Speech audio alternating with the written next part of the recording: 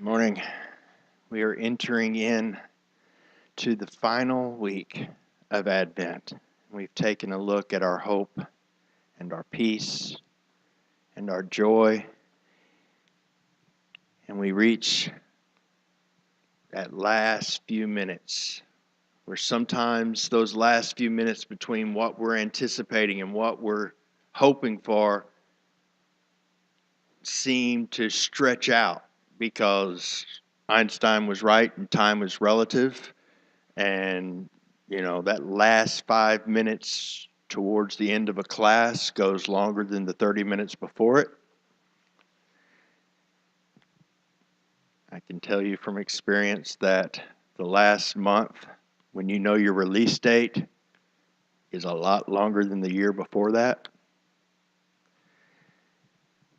But at the same time, it can go by really quickly. If you blink, you miss it.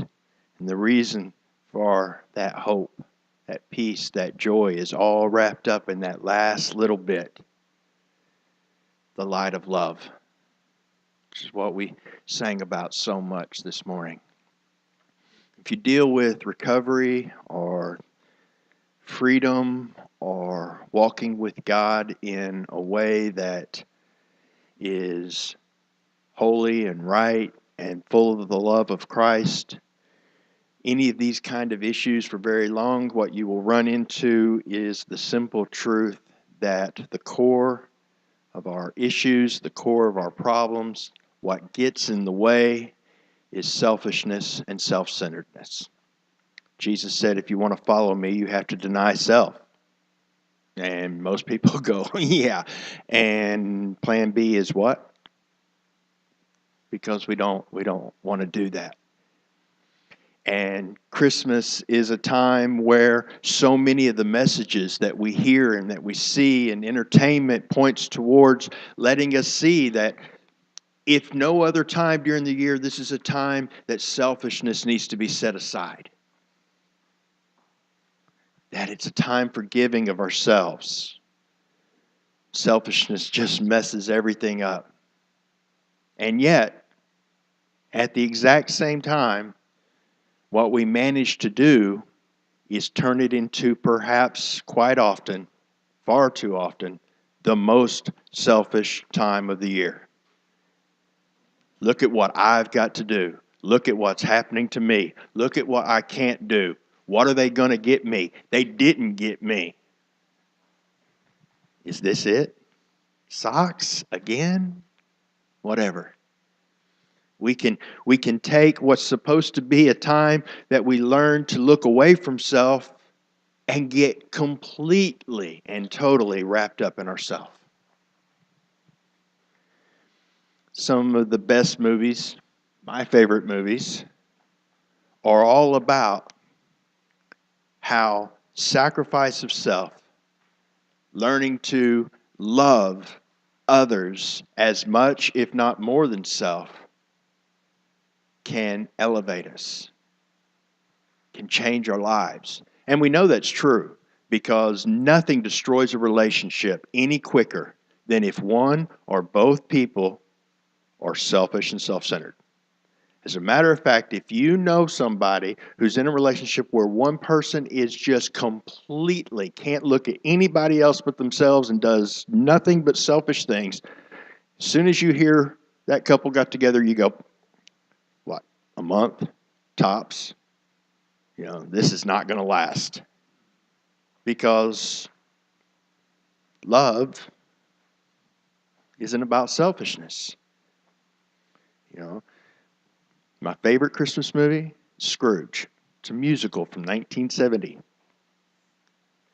And it's based on Charles Dickens' A Christmas Carol, which there are many versions of, and they all boil down to the same thing. A man is redeemed when he understands and learns that it's better to love and give than it is to wall yourself off and try to protect yourself without fail.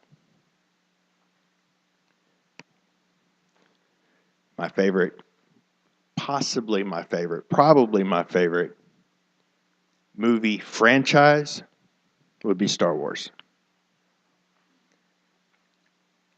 And there you got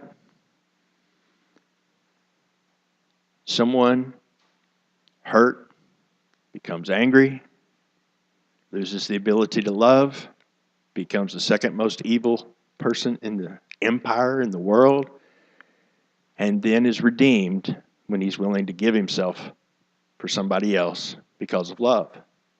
Great stories. Wonderful idea. If there's love in a relationship, it can last. If we're willing to sacrifice ourselves for someone else, life is better. But the truth of the matter is, it's never enough. We can't love enough to redeem ourselves. And at the root of all that selfishness and self-centeredness that is the root of our problem is the simple fact that every evil that exists, every wrong choice that has ever been made, has at it a wrong reaction to a lack of love or a fear of lack of love. Love and not getting it or being afraid you're not going to get it or that you don't deserve it is what opens the door to every evil. Think I'm kidding? Adam and Eve, perfect relationship with God, walking with Him in the cool of the day, have everything, perfect paradise. The tempter, all he has to do is go,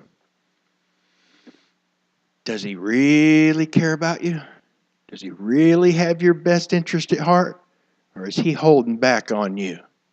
Does he love you like you think he does? Or is there something missing in his love? Maybe there is. Maybe he doesn't love me. Maybe I'll try and see if I can make it better. And bam, here we are. And we all do it. We're born understanding that we need love. We try to fill that hole, or we try to escape the pain of not being able to fill it. Everything that gets messed up comes from that. But also everything that gets restored and healed comes from that. Because the one who made us loved us enough, loved us so much, that when we messed it all up, got selfish and self-centered and couldn't see Him and couldn't seek Him and thought we just couldn't do anything right, He said, didn't ask you to do it right. I asked you to let me love you. So here you go. I'll do it right for you. I'll take your place. I'll go through the process that you can't do.